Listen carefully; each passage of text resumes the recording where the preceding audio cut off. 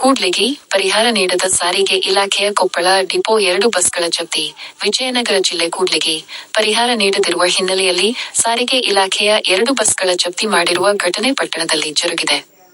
ಕಳೆದ 2019ರಲ್ಲಿ ಸಾರಿಗೆ ಇಲಾಖೆಯ ಕೊಪ್ಪಳ ಡಿಪೋಗೆ ಸೇರಿದ ಬಸ್ ಹಾಗೂ ಆಟೋ ನಡುವೆ ಜರುಗಿದ್ದ ಅಪಘಾತದಲ್ಲಿ ಆಟೋದಲ್ಲಿ ಪ್ರಯಾಣಿಸುತ್ತಿದ್ದ ನಾಗಪ್ಪ 50 ಮತ್ತು ನಾಗಮ್ಮ 24 ಇಬ್ಬರು ಪ್ರಯಾಣಿಕರು ತೀವ್ರ ಗಾಯಗೊಂಡು ಮೃತಪಟ್ಟಿದ್ದರು.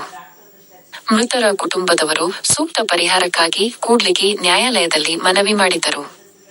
ಕೂಡ್ಲಿಗಿ ಹಿರಿಯ ಶ್ರೇಣಿ ನ್ಯಾಯಾಲಯವು ನೊಂದ ಮೃತರ ಕುಟುಂಬಸ್ಥರ ಪರ ವಕೀಲರಾದ ಜಿ. ಸೀತಾರಾಮ್ ಗೌಡ ರವರ ಮನವಿಯನ್ನು ಪುರಸ್ಕರಿಸಿದ್ದು, ಓರ್ವ ಕುಟುಂಬಕ್ಕೆ 12 ಲಕ್ಷ ರು ಮತ್ತೋರ್ವ ಕುಟುಂಬಕ್ಕೆ 20 ಲಕ್ಷ ರುಗಳನ್ನು, ಮೃತರ ಕುಟುಂಬಕ್ಕೆ ಪರಿಹಾರವಾಗಿ ನಗದು ಹಣ ನೀಡುವಂತೆ ಸಾರಿಗೆ ಇಲಾಖೆಯ ಕೊಪ್ಪಳ ಡಿಪೋ ಘಟಕಕ್ಕೆ ಈ ಹಿಂದೆಯೇ ಆದೇಶಿಸಿದ್ದು, ಈವರೆಗೂ ಸಾರಿಗೆ ಇಲಾಖೆ ನೊಂದ ಕುಟುಂಬಕ್ಕೆ ಪರಿಹಾರ ನೀಡುವಲ್ಲಿ ವಿನಾಕಾರಣ ಅತಿಯಾದ ವಿಳಂಬ ನೀತಿ ತೋರಿದ್ದರ ಹಿನ್ನೆಲೆಯಲ್ಲಿ ಕಕ್ಷಿದಾರರ ಪರ ವಕೀಲರಾದ ಜಿ.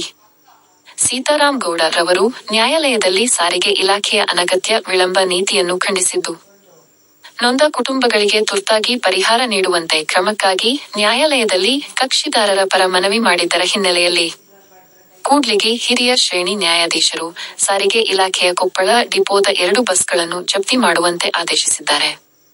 ನ್ಯಾಯಾಧೀಶರ ಆದೇಶದನ್ವಯ ನ್ಯಾಯಾಲಯದ ಸಿಬ್ಬಂದಿಯವರು ಕರ್ತವ್ಯ ನಿರ್ವಹಿಸಿದ್ದಾರೆ. ಏಪ್ರಿಲ್ 28ರಂದು ಬೆಳಿಗ್ಗೆ ಎಂದಿನಂತೆ ಸಾರಿಗೆ ಇಲಾಖೆ ಕೊಪ್ಪಳ ಡಿಪೋದ ಬಸ್ಗಳು ಕೂಡ್ಲಿಗಿ ಬಸ್ ನಿಲ್ದಾಣಕ್ಕೆ ಆಗಮಿಸಿದ್ದ ಸಂದರ್ಭದಲ್ಲಿ ಕೂಡ್ಲಿಗಿ ಬಸ್ ನಿಲ್ದಾಣದಿಂದ ಕೂಡ್ಲಿಗಿ ನ್ಯಾಯಾಲಯಕ್ಕೆ ಕರೆತರುವ ಮೂಲಕ ನ್ಯಾಯಾಲಯದ ಆದೇಶದಂತೆ 2 ಬಸ್ಗಳನ್ನು ನ್ಯಾಯಾಲಯದ ಅಮೀನ್ ಸಿಬ್ಬಂದಿಯವರಾದ ವಿ. ಚೆನ್ನಪ್ಪ ಹಾಗೂ ಎನ್. ವಿ. ಪರಮೇಶ್ವರ ಅವರು ಜಪ್ತಿ ಮಾಡಿದ್ದಾರೆ. ಈ ಸಂದರ್ಭದಲ್ಲಿ ನ್ಯಾಯಾಲಯದ ಕಕ್ಷಿದಾರರಾದ ಶಿವಪುರ ಗ್ರಾಮದ ಸತ್ಯಮ್ಮ ಹಾಗೂ ಕೊಟ್ರಮ್ಮ, ಕಕ್ಷಿದಾರರ ಪರ ವಕೀಲರಾದ ಸೀತಾರಾಮ್ ಹಾಗೂ ಸಹಪಾಠಿ ವಕೀಲರಾದ ಖಲಂದರ್ ಮತ್ತು ನ್ಯಾಯಾಲಯದ ಅಮೀನ್ ಸಿಬ್ಬಂದಿಯವರಾದ ಎನ್. ವಿ. ಪರಮೇಶ್ವರ ಹಾಗೂ ವಿ. ಚೆನ್ನಪ್ಪ ಇದ್ದರು. ವಿ. ಜಿ. ವೃಷಭೇಂದ್ರ ಕೂಡ್ಲಿಗಿ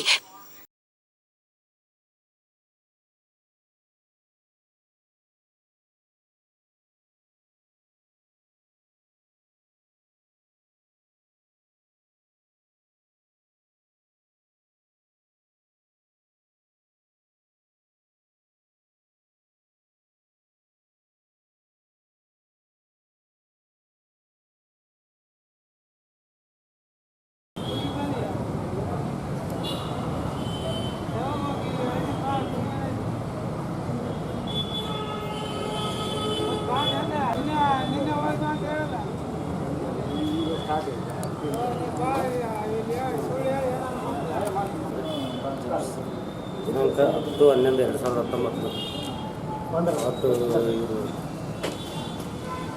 ಕೊಟ್ರಮ್ಮನ ಗಂಡ ನಾಗಪ್ಪ ಅನ್ನೋರು ಹಾಗೂ ಸತ್ಯಮ್ಮನ ಮಗಳು ನಾಗಮ್ಮ ಅಂತ ಅವರು ಶಿವಪುರದಿಂದ ಹೊಸಪೇಟೆಗೆ ಮಾರ್ಕೆಟಿಗೆ ತರಕಾರಿ ಹಾಕ್ಕೊಂಡು ಹೋಗಿ ತರಕಾರಿ ಮಾರಾಟ ಮಾಡಿ ಮತ್ತು ವಾಪಸ್ಸು ಬರ್ಬೇಕಾದ್ರೆ ಶಿವಪುರದ ಹತ್ರ KSRTC ಬಸ್ ಅಪೋಸಿಟ್ ಬಂದು ಟಾಟಾ ಎಸಿಗೆ ಡಿಕ್ಕಿ ಪಡಿಸಿದ್ರಿಂದ ಈ ಅಪಘಾತದಾಗ ಸತ್ಯಮ್ಮನ ಮಗಳು ನಾಗಮ್ಮ ಹಾಗೂ ಕೊಟ್ರಮ್ಮ ಇವರು ಗಂಡ ನಾಗಪ್ಪನವರು ಸ್ಥಳದಲ್ಲೇ ಮೃತಪಟ್ಟಿರ್ತಾರೆ.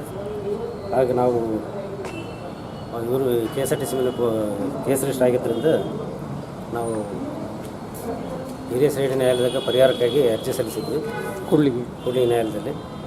ಅದು 16/11/2022ರಲ್ಲಿ ಜಡ್ಜ್ಮೆಂಟ್ ಆಗಿತ್ತು. ಅದು ಕೇಸ್ ನಂಬರ್ 29/20, ಅದರಲ್ಲಿ 20 ಲಕ್ಷ, 34/2020ರಲ್ಲಿ 12 ಲಕ್ಷ ಕಟ್ಟಬೇಕಂತ ಪರಿಹಾರ ಕೊಡ್ಬೇಕಂತ ಆದೇಶ ಆಗಿತ್ತು. ಈ ಆದೇಶ ಪ್ರಕಾರ ಅವರು ಅಮೌಂಟ್ ತುಂಬಲಾರ್ದ ಹೆಚ್ಚಿನ ಪರಿಹಾರ ಹೆಚ್ಚಾಗೈತೆ ಅಂತೇಳಿ ಹೈಕೋರ್ಟ್ಗೆ ಅಪೀಲ್ ಸಲ್ಲಿಸಿದ್ರು. ಆ ಅಪೀಲ್ನಾಗ ನಾವು ಮತ್ತೆ ಮನವಿ ಮಾಡ್ಕೊಂಡದಕ್ಕೆ ಅದು ಆ್ಯಸ್ ಇಟ್ ಈಸ್ ಯಥಾ ಪ್ರಕಾರ ಅದೇ ದುಡ್ಡನ್ನ ಕಟ್ಟಬೇಕಂತೇಳಿ ಹೈಕೋರ್ಟ್ನಾಗ ಆದೇಶ ಆಗಿದ್ದಕ್ಕೆ ಮತ್ತು ಇವರು ಪರಿಹಾರ ಕಟ್ಟೋಕ್ಕೆ ವಿಳಂಬ ಮಾಡಿದ್ರಿಂದ ನಾವು ಅಮಲು ಜಾರಿ ಕೋರಿ ಅರ್ಜಿ ಹಾಕಿದ್ವಿ. ಕೋರ್ಟ್ನಾಗ EP ಹಾಕೊಂಡಿದ್ವಿ. EP ಕೋರ್ಟ್ ಆದೇಶ ಪ್ರಕಾರ ಇವತ್ತು ಅವ್ರಿಗೆ ಅಮೌಂಟ್ ಕಟ್ಟಲಿಕ್ಕೆ ಬಸ್ ಜಪ್ತಿ ಮಾಡೋಕ್ಕೆ ಆದೇಶ ಮಾಡಿದರು. ಈ ಆದೇಶ ಪ್ರಕಾರ ಕೋರ್ಟ್ ಅಮೀನರಾದ ಚೆನ್ನಪ್ಪ ಮತ್ತು ಪರಮೇಶ್ವರಪ್ಪ ಇಬ್ಬರು ಎರಡು ಬಸ್ಸನ್ನ ಜಪ್ತಿ ಮಾಡ್ಕೊಂಡು ಇವತ್ತು ಕೋರ್ಟ್ ಹತ್ರ ಬಂದಿದೆ ಸರ್. ಅದು ಹಿರಿಯ ಶ್ರೇಣಿ ನ್ಯಾಯಾಲಯದ ಆದೇಶ ಪ್ರಕಾರ ಎರಡು ಬಸ್ಸನ್ನು ಜಪ್ತಿ ಮಾಡ್ಕೊಂಡು ನಿಲ್ಲಿಸಿದ್ವಿ. ಕೂಡ್ಲಿಗಿ ನ್ಯಾಯಾಲಯದ ಆವರಣದಾಗ ಸೀತಾರಾಮ್ ಅಂತ ವಕೀಲರು, ಕಕ್ಷಿದಾರ ಪರ ವಕೀಲರು ಸೀತಾರಾಮ್ ಅಂತ ಈ ಕೇಸ್